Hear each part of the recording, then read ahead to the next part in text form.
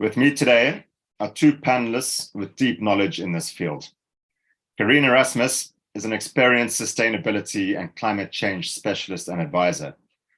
Of interest has been her work in climate change vulnerability and risk assessments for the mining industry, with a focus on surrounding communities.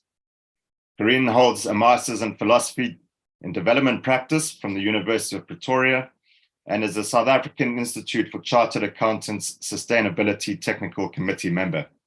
She is also currently Associate Director and Sustainability Lead at BDO South Africa, an international network of tax, accounting, and business advisory firms. Also with us is Belynda, Petrie, CEO of One World Sustainable Investments. Described as a rare mixture of entrepreneur and human compassion, Belynda has been at the forefront of renewable energy implementation and social transition across Africa for many years. Recently, she has facilitated the social dialogue series on the just energy transition for the South African Presidential Climate Commission, an exercise that engaged with communities and economic sectors across South Africa that are most likely to be impacted by the climate change transition. So Belynda, I'd like to start with you. The International Energy Agency, in its roadmap for net zero emissions by 2050, states that millions of new jobs can be created by clean energy investments that will also boost global economic growth. Yet it juxtaposes this by stating that from today, no investment in new fossil fuel supply projects and no further final investment decisions for new unabated coal plants can take place. By 2035, there can be no sales of new internal combustion engine passenger cars. These are major economic sectors and drivers of employment in many countries. So please help us understand exactly what is a just transition. Alex, thanks for that introduction. I'm actually coming at this not only from a just energy transition perspective, but there are many countries like South Africa that have to both mitigate carbon emissions and adapt to the impacts of climate change, and both of them affect the transition and need to be done in a just way. So you're asking, what does that mean? Putting it simply, it's a range of social interventions that are needed to make sure that the rights of both workers and communities and their livelihoods are protected in that transition.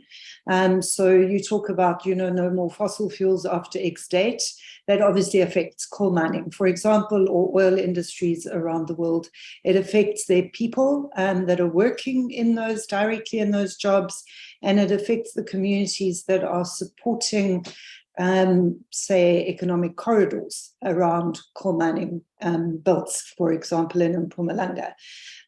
So it's not directly only about the workers, although the just transition concept was born out of the trade union in the 1950s, out of that movement. So it was very much in those days about protecting the rights of workers directly, but that's broadened to look at livelihoods and communities as well. And it also bears in mind that a worker might multiply income and support for 5 people or 7 people or 3 people, but it's not just the worker themselves. So I think that's important to remember.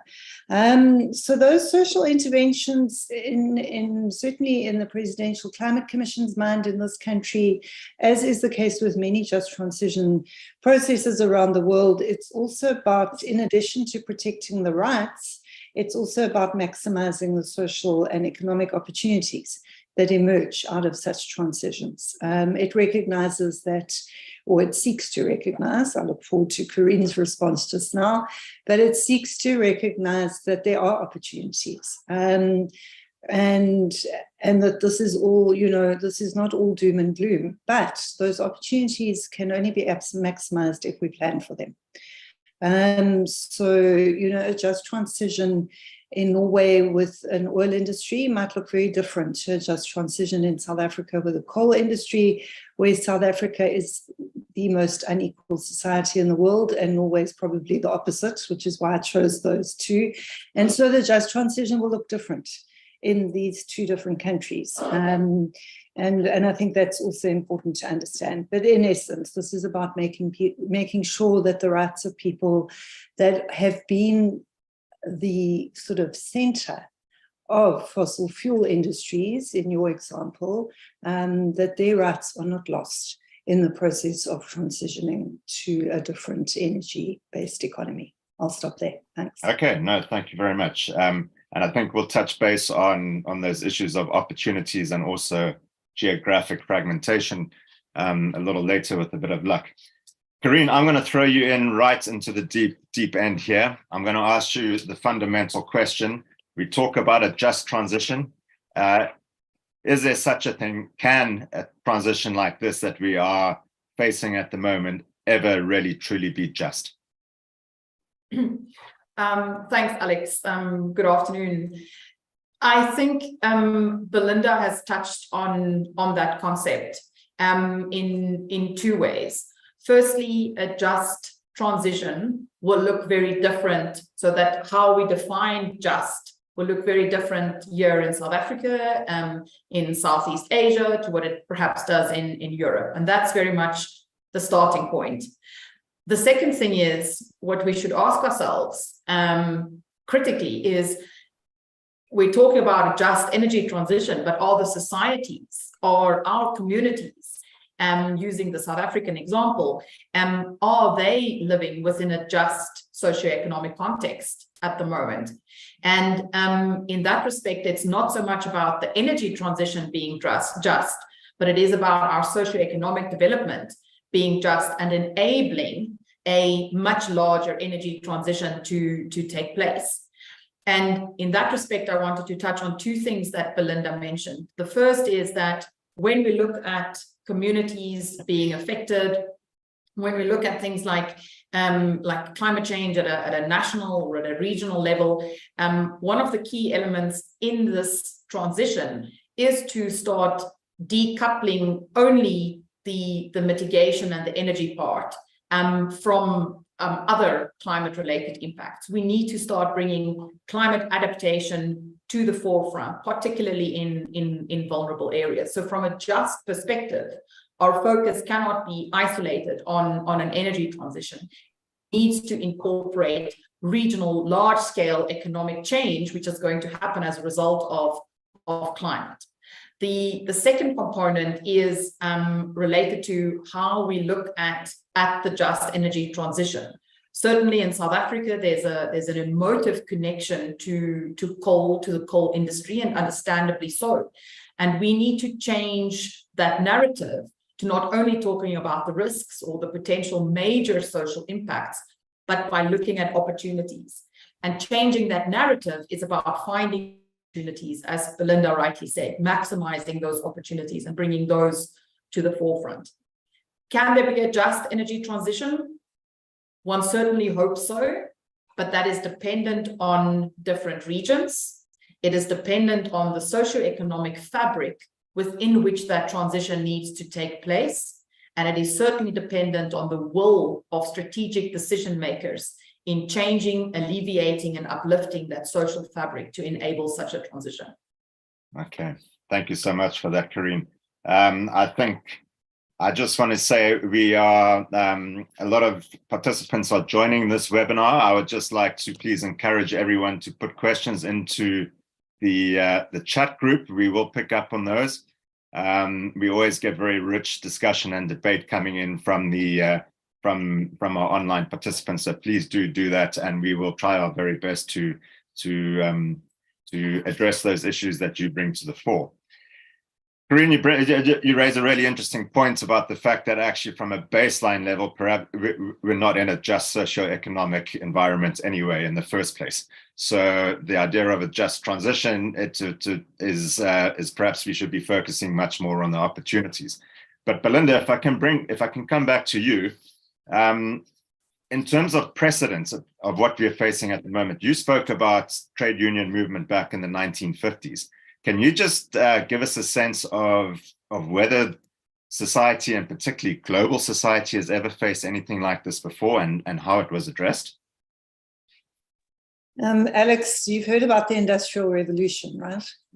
I've heard about that, yes, a long time ago. So there's your answer.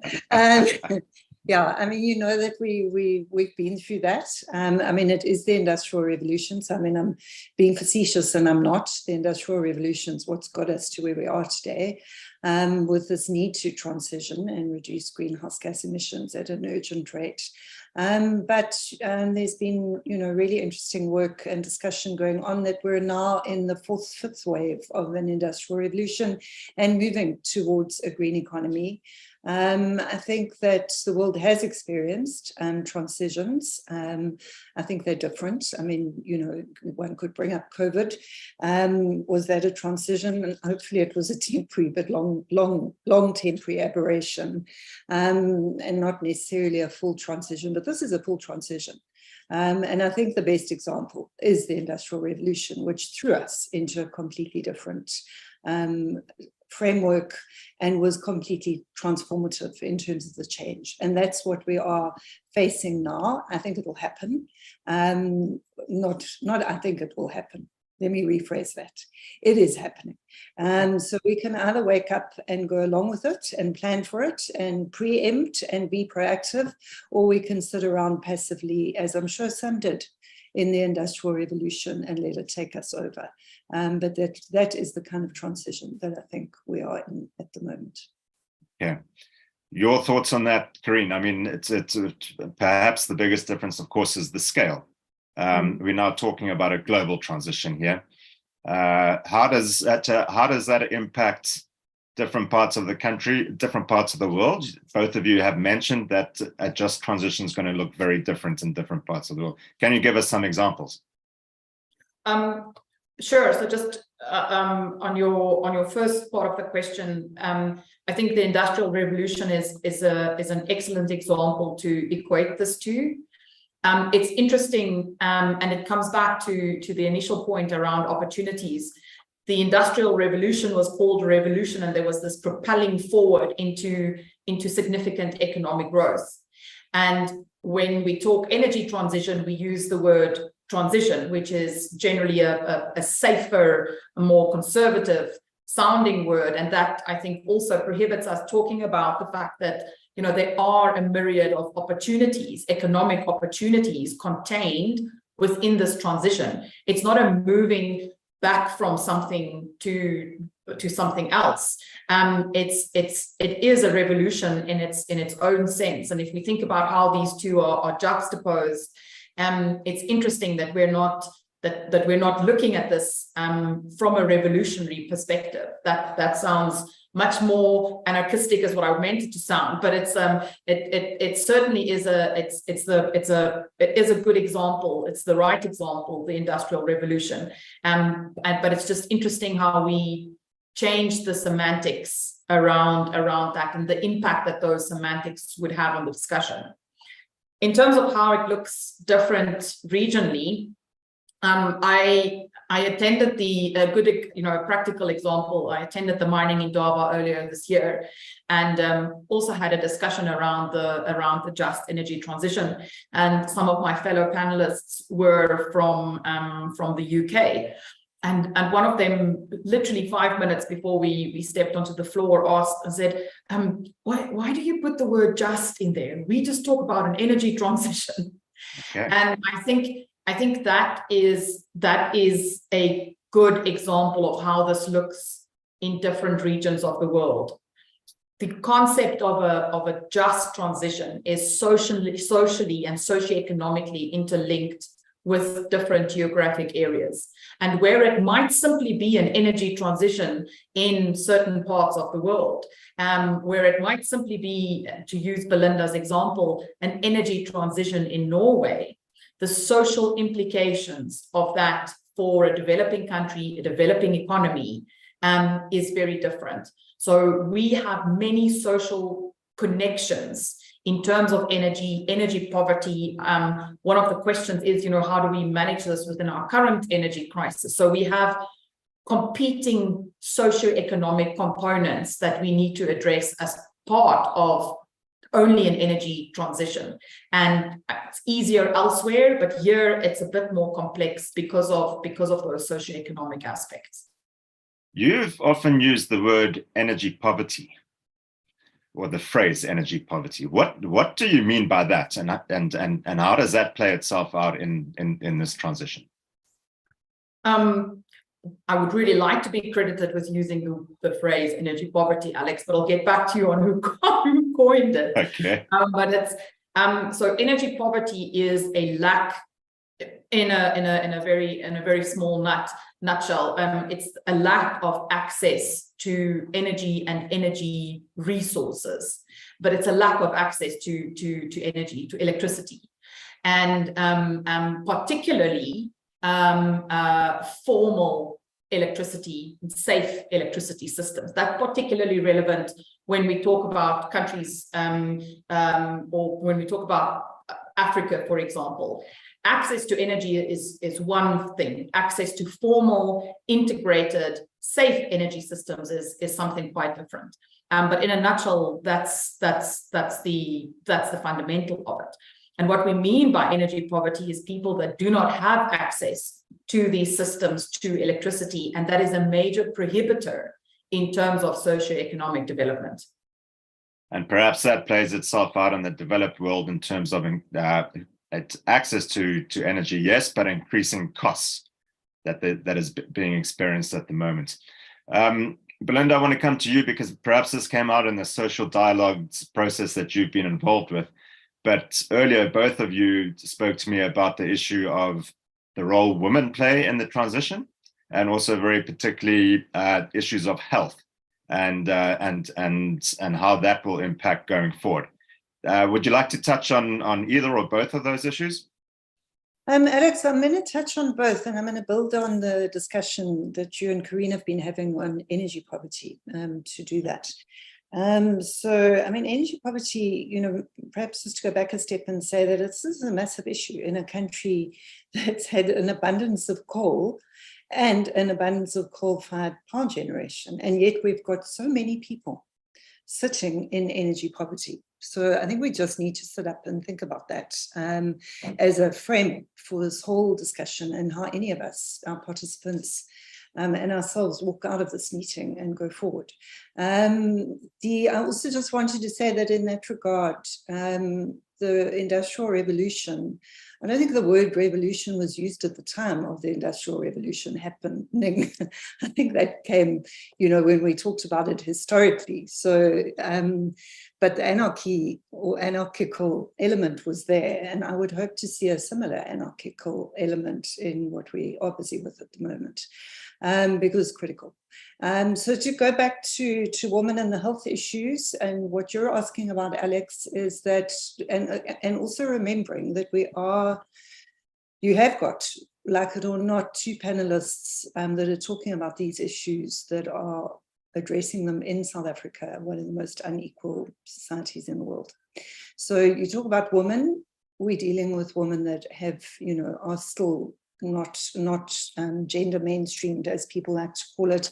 It also impacts children. So I think I might have mentioned before some work that we've been doing with UNICEF, which is the United Nations Children Foundation, the health issues from respiratory diseases that come from fossil fuel burning, whether that's kerosene, paraffin, just good old biomass or coal, are immense, and they are twice as huge for a child whose lungs, etc., are not yet developed than they are for an adult. But they leave that child, so they're twice as difficult to combat with a child, those kinds of respiratory issues.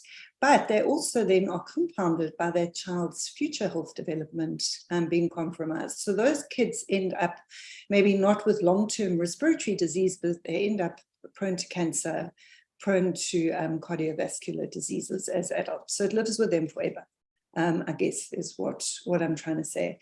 And I think that, you know, this also goes back to the discussion around this is not just a just energy transition. Even in Norway, it would not just be a just energy transition, because Norway sells that oil to other parts of the world, and it pollutes in other parts of the world, and it causes health issues in other parts of the world.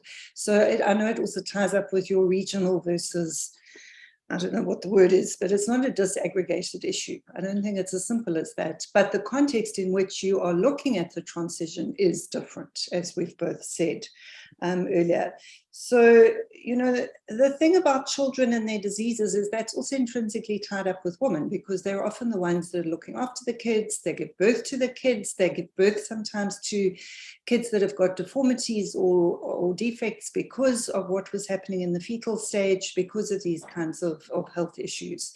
So, every stage of a child's development from before it's born is affected by health issues. And so it's not for nothing that organizations like the Center for Environmental Rights are fighting court cases in this country, and they're happening around the world around these kinds of issues. So there are penalties or consequences, for want of a better word, for the people that are living through a transition that's not happening and are affected, and for the people that are not changing the game. Private and public sector. The other issue with women is that, and this did come up in the social dialogue processes around this issue of energy poverty. Women and children are the worst off, least able to do something about it. Health issues are impacted, as I keep saying. Women have been disempowered from having jobs in a very male-dominated coal mining and power generation industry. And they want to see that looking very different going forward, very, very different. To me, the opportunity in all of this, and I promise I'll stop after this point, the opportunity in all of this for equalizing society is immense. It's an opportunity to go and consciously and deliberately look at the social opportunities that come out of a green economy and make sure that our children, youth, and women are at the forefront of that change. Okay. I want to come to those points about the opportunities. What are they, and how do we access them? But I just very quickly want to come back to you, Karien, because you've got some very strong points or viewpoints around health and actually feeding into future labor pools. So you speak quite a bit about the need for reskilling and the need for appropriate skills to be available for the renewable energy future that we are going into. But you also have a tremendous worry about about whether we will be able to skill in the first place, and whether we will have a healthy labor pool to take up those jobs that are required. Do you want to touch a little bit on that? Sure. And I think, again, Belynda gave a great interlude into that, talking about the health issues and the kind of long-term health issues that people and communities around some of these areas would face in their lifetimes, and that affects them and impacts them in several different ways. We talk about, or my concern stems from, we talk about the just energy transition, and in many cases, it's almost as if we think we're going to switch off coal-fired power stations, and then, we're just going to have solar, and that's going to kind of balance out in one way or another. And there are several concerns around that. One, it's just not practically how it's going to play out. There is no comparison between the labor opportunities and the breadth of labor offered through mining and the coal mining industry in relation to, for instance, solar. And one of the key opportunities that I believe South Africa has in the transition is to look at manufacturing and beneficiation of technologies, various technologies, solar, cleaner technologies within the South Africa geographic area, and making sure that we create these different secondary economies through some of those processes. However, this is all going to happen in a couple of years' time. We need to start laying the foundations for that, and then the intention is that there at some stage there will be this transition. However, what we're not doing is thinking about the labor pool that's going to need to drive that transition. And if we think about the provinces affected in the South African case, again, affected by the just energy transition, and Belynda gave me the heads up last week not to just look at Mpumalanga, but if you look at the Northwest, if you look at Limpopo, these are provinces with incredibly low levels of literacy and particularly incredibly low levels of matriculants who complete or schoolgoers who complete a matric certificate, a grade 12 certificate. And this could be reflected in other parts of the world as well. It could absolutely be reflected in other parts of the world. Access to education, there's a whole intersection here. If we use the South African case, what this means is if we look at beneficiation, if we look at solar technologies, these are higher skilled employment, higher skilled jobs that we'll need to create to drive this different economy. But we are not laying the foundation from a labor pool perspective to achieve that. We're not, from an educational perspective, we're simply not building a labor pool that will be able to manage those types of skills, those types of economies. We talk about reskilling a lot. And again, reskilling is crucial to this, but it cannot be in a responsive manner. It cannot simply be from mining into maintaining a solar plant. We need to think about the secondary economies that will need to start to grow, and then what is the labor pool and what will it look like? What should it look like to sustainably manage and to sustainably roll that out? Okay, thanks for that, Karien. We're getting some wonderful questions coming in on the chat group here, so I want to get to them fairly quickly. But Belynda, anything you would like to add in terms of the available opportunities that the Just Transition presents to us? And if so, how do we actually grab onto those opportunities and make them real? Alex, yeah, again, I'm going to give you both sides of the positive and the negative, because we need to deal with, the planning aspect that I spoke about earlier.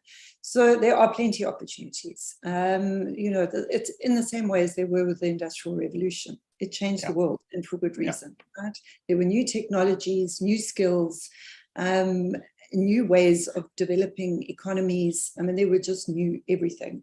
And in the main, apart from this massive problem it's left us with, this was all socially a very good thing. It spun the world into an era of nobody had ever experienced old age in the way that we're experiencing in society now. I mean, there have been many, many really positive spin-offs that nobody really talks about that much, because we're very focused on the climate crisis, and so we should be. But to me, it's about maximizing those opportunities. And I think that we have to look outside of, sectors, which is also why I get a bit nervous of the just energy transition, because then all people will do is think about one energy job being replaced by another energy job. Okay. But life doesn't work like that, right? Renewable energy doesn't employ as many people as the coal-fired power energy environment has employed, whether that's in China or South Africa or Australia. It just doesn't. And that doesn't mean renewables energy is socially bad. It just means the jobs need to be found elsewhere. So as we're developing new technologies, we're doing research and development, we're thinking about skilling up plumbers to be able to install solar water heaters, because they install geysers, so they understand the water side. Now they also need the electrical side, because they have to be able to connect those systems.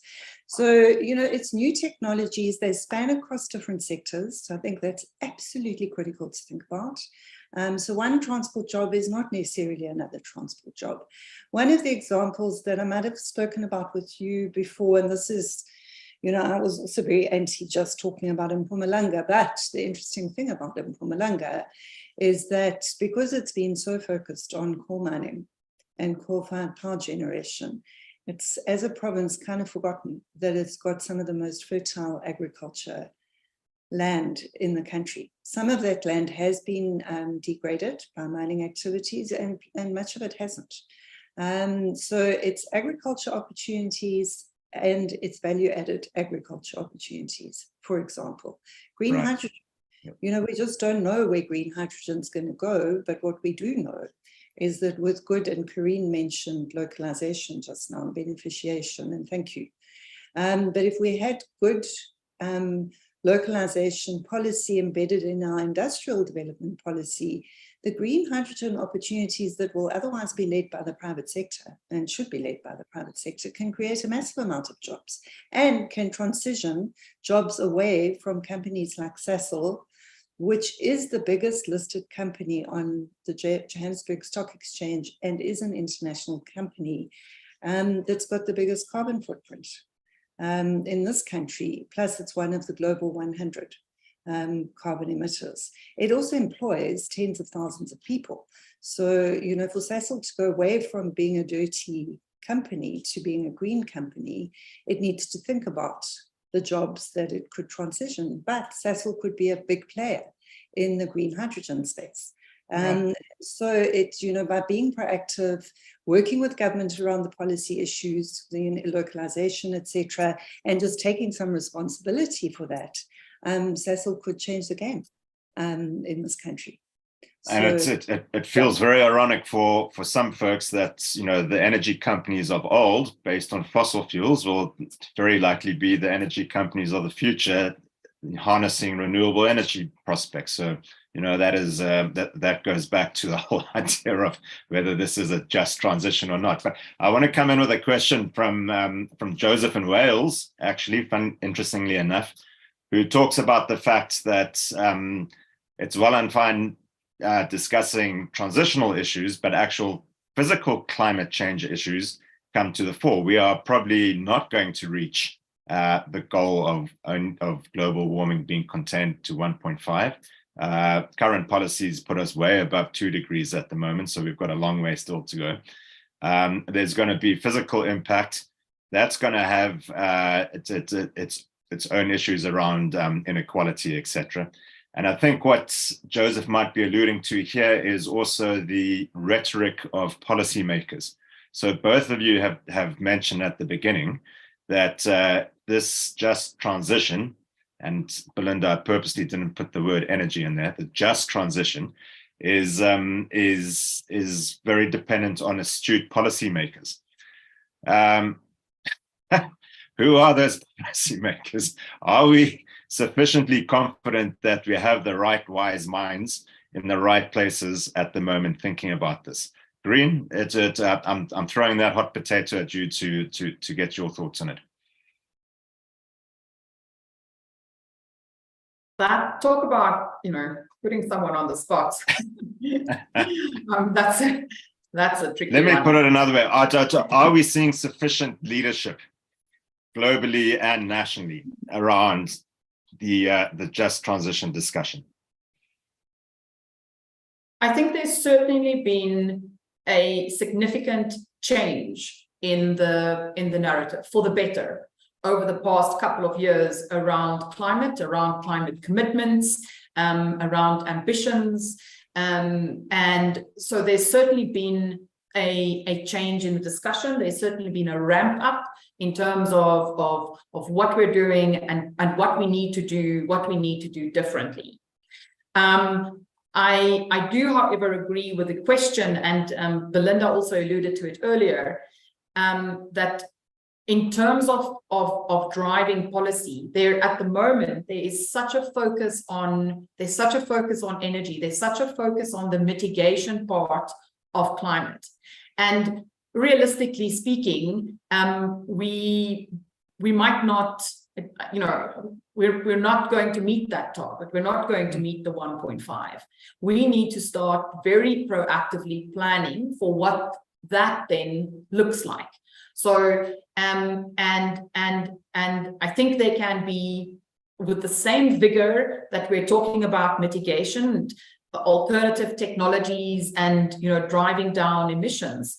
We need to start talking about how do we get countries, regions, sectors ready for what physical climate change means. A really good example of this in a practical sense is the global standard for mine tailings facilities. Right. Actually includes a component now on climate adaptation. And it particularly speaks to how do we model, how do you integrate modeling into your design? What is the timeframes that you're looking at from a design perspective for your tailing storage facilities? What is the monitoring and the disaster readiness that you are building into the design for your tailing storage facilities? So that is the kind of proactive adaptation planning that one would like to see across different sectors, but certainly being driven from an executive top-down perspective in terms of getting ready for these changes and being able to put systems, processes, and actions in place to safeguard, whether it be communities or whether it be particular economic sectors. Okay. Belynda, do you think we need to be looking for leadership from politicians, or is it technocrats, autocrats, bureaucrats? Is it the negotiators at the different COP meetings? Where are we going to find this guiding light? Alex, I don't think we're going to find it in one place. So, I think that's first and foremost. Revolutions, either people are part of them or they get trampled by them. So let's not forget that. Whether you're talking about the Industrial Revolution or the Russian Revolution or the French Revolution, that's what happens. Historically, I wish, don't you, that we could have been a fly on the wall in these kinds of discussions during the Industrial Revolution. Yeah, they must have taken place. They must have taken place. Maybe not in this format, but they definitely must have taken place. So and I often think about it. I think that I think the question more, Alex, is probably who plays what role. So there's a role for everyone, there's no doubt. There's a role for poor communities in terms of pitching up at a meeting and saying their say. And empowering themselves and being empowered to do that. There's a role for the private sector in terms of implementation. There's a role for the public sector in terms of driving a certain type of implementation through policy and guidance. But one can never forget that policy sits with the public sector and implementation by and large sits with the private sector. I think 75% roughly of South Africa's jobs and pretty much anywhere in the world are private sector generated, but they are generated under the auspices of policy, or not. So your question to Karien earlier was, do we have the right leadership? I'm not going to go there. But what I can say and will say, with comfort, is that from an energy perspective, if you take the energy transition as a component of a broader just transition, it can't happen.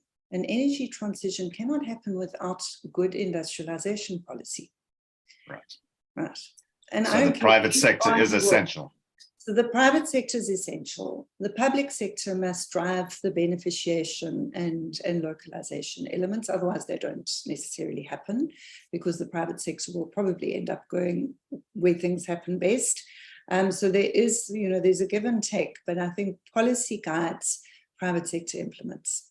And so we must never forget that guidance versus implementation role. So I think, and we can't make policy in a vacuum. You can't make, Karien and I keep saying this in different ways, but you can't make energy policy in the vacuum of industrialization policy or climate resilience policy. Absolutely. Okay. Yeah. That relationship is so important. I want to touch on this. I want to slightly flip the private sector participation around, because I can see questions from Nomsa and others coming in here, which is really around not just the role that the private sector can play, because I think we've chatted about that and spoken about the opportunities that they can bring to the party, but to what degree do the policymakers place pressure on the private sector and companies who are at the end of the day perhaps the emitters that are causing these problems in the first place? So from a just transition perspective, how what kind of a stick gets applied to emitting companies? Okay, Karien, I'll let you go with that one.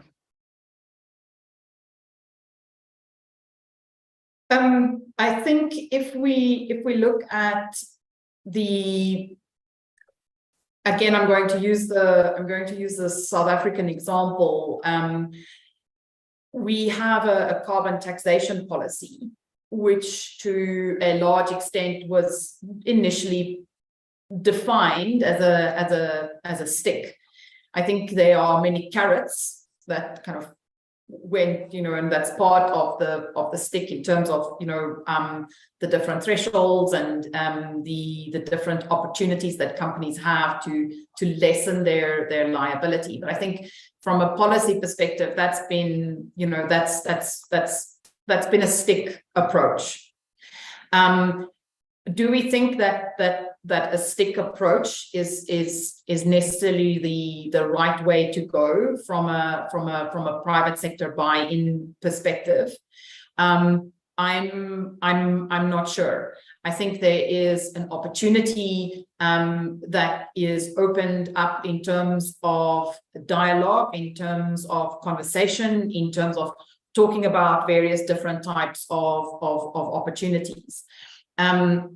Around the just transition across various different sectors, and bringing a stick to that fight, to change the analogy somehow, but to bring a stick to that fight, I'm not too sure if that's going to yield the type of rewards that we want. What I do want to say in terms of the regulations is, or in terms of a stick environment, or that works really well if you are enabling or changing with what's happening globally, with what we're seeing. I'm going to use another practical example, and for the longest time, our energy regulations constrained companies in terms of going out and implementing large-scale solar in the South African context. And that has now changed. So to some effect, that's changed the game a bit. And I certainly think that it's given some kind of leverage to the just transition discussions. But so when we use the term, sticks or regulations, we just have to be very careful that they actually, if it is a stick, that it actually enables the kind of action that you want, versus it being a stick and it constraining what companies want to do or try to do or want to put onto the table. And the solar being an example of that. Sure. But Belynda, I'm not sure what, I'd like to hear your take on this. Please go ahead, Belynda. I'll go for it. In some ways, I'm not sure, but I think there are probably two useful things to say about this, to add to what Karien said. One is that, we try to take a stick approach in the climate change world, following Kyoto Protocol, with carbon credits and a carbon price. So the idea always was that if you were going to penalize companies, and this was the basis of the European trading scheme, right? It was the basis of it, was that companies in different countries in Europe would get penalized by their country for not limiting greenhouse gases to certain levels. And so a carbon price then emerged in the market, trading like a commodity, like oil or whatever, that had to then be better than the 40 euros a ton of carbon emission fine, or whatever it was. I think that's the right number. That was then going to accrue to the company that was emitting. So they either were going to sell and trade carbon and reduce their emissions that way at a price on the market, or they were going to get penalized through a fine. So the European trading scheme and the whole carbon price rose and collapsed. It didn't work. And I think it cost, it probably created some nice jobs along the way and some skills, but it didn't last. I think one needs to look at punitive measures or penalizing measures differently. I actually think in the end, like my Cecil example earlier, if they don't transition, they will penalize themselves because they will be out of jobs. They will be out of the market. They will not be a leading player in coal to liquid technologies anymore, which is, a globally leading technology. European countries want it. They don't understand it, but they want Cecil. because they understand that Sasol can use that kind of technology for green hydrogen production, and they want the green hydrogen. Right. So, yeah. So are we relying on market forces? Are we relying on investors deploying their capital elsewhere? I think we need to rely on the fact that, as happened with renewable energy, 2015 was a turning point for renewable energy. It became the cheapest source of energy in the world in 2015 because supply and demand economics started to play. Right. And that's a market driver. So I think that the penalization will come from not being able to play in the game anymore because you're not transitioning, and the rest will follow.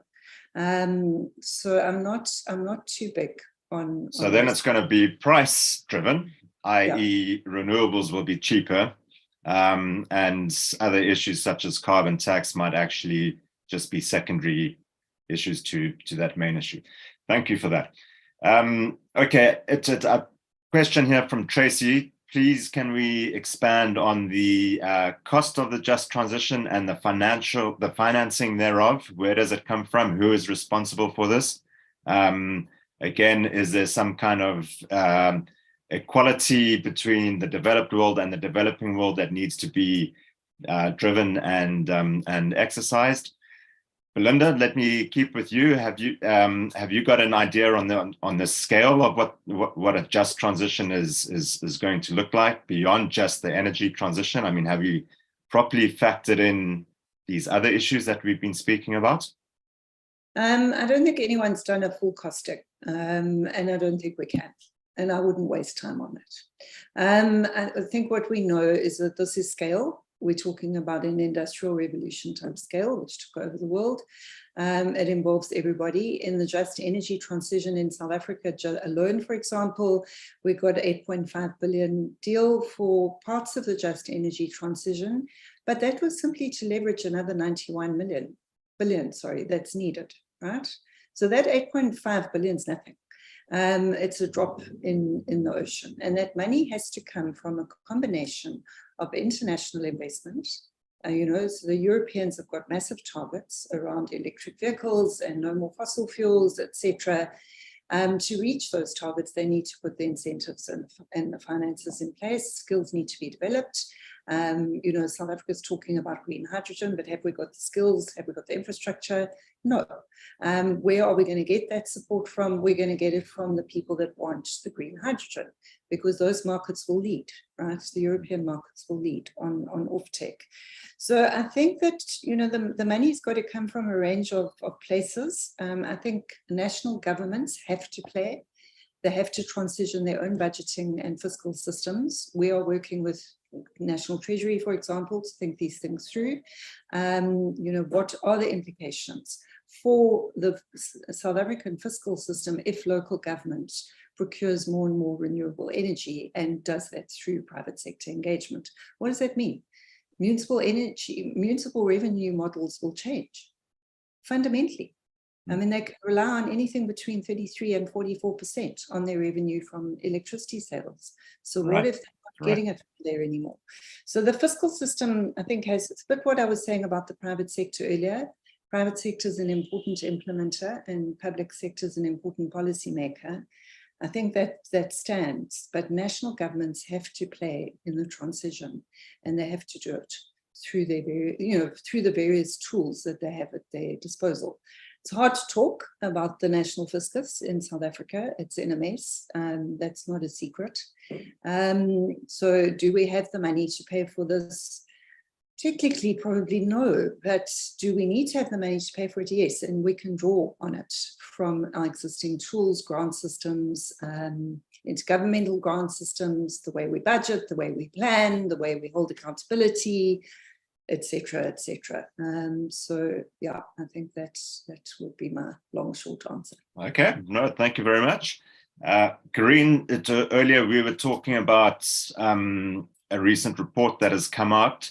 $192 trillion, I think, was the figure that you spoke about, needs to effectively be transferred from the developed north towards the global south in terms of this transition. I'm not sure if that was specifically the energy transition or if that was more, but your viewpoints on where the financing should come from.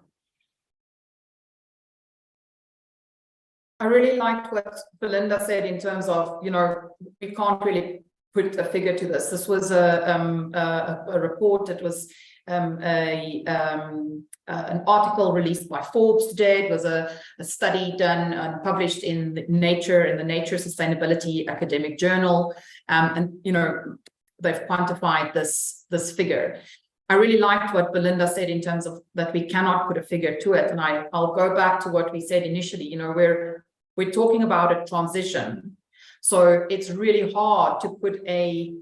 Firstly, we're struggling globally to put an end date to that. Now we want to put a figure to that as well. We've discussed earlier, you know, we know that in all likelihood we're going to overshoot this 1.5 degrees. And at the same time, we know in each of the IPCC reports that have been released, we talk about the increase in severity, the increase in the rapidness of these physical climate manifestations happening. So if we think about a figure, you know, it's very hard to pinpoint that because there are so many variables at play.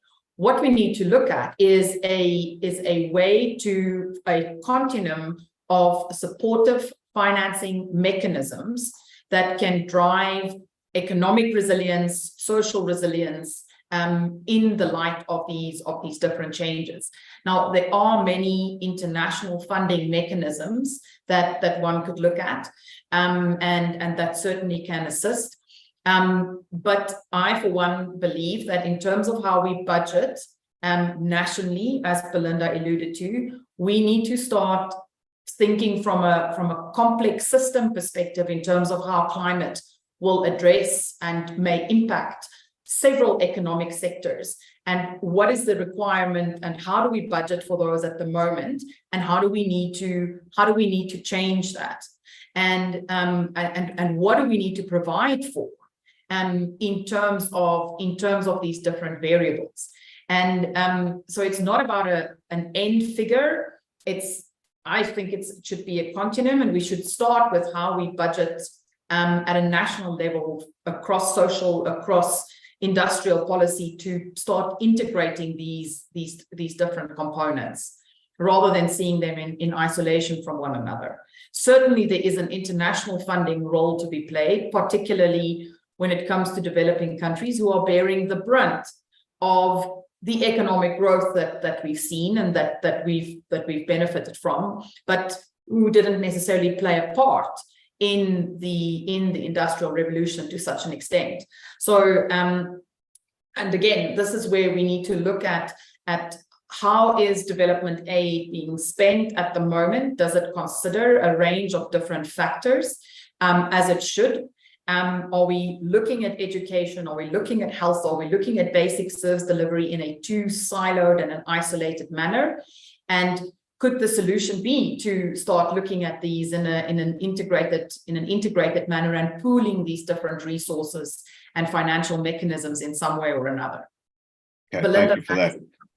Great insights. And also, I guess, just going to an earlier point of yours, time is pretty much of the essence. We need to start to be thinking about this straight away in terms of everything. Belynda, I can see you've got some thoughts on this. Yeah, I do, just quickly. And Karien actually sort of started getting there with the how part.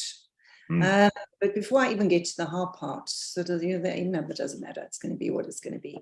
But the cost of not doing. Right. That thought. And on the how part, there are three ways of looking at justice in a just transition, right? It's procedural, so inclusivity in decision making, which probably doesn't cost a lot. It's just about doing things very differently, and very important in unequal societies such as this one, South Africa. Distributive justice. How do we distribute the resources in society?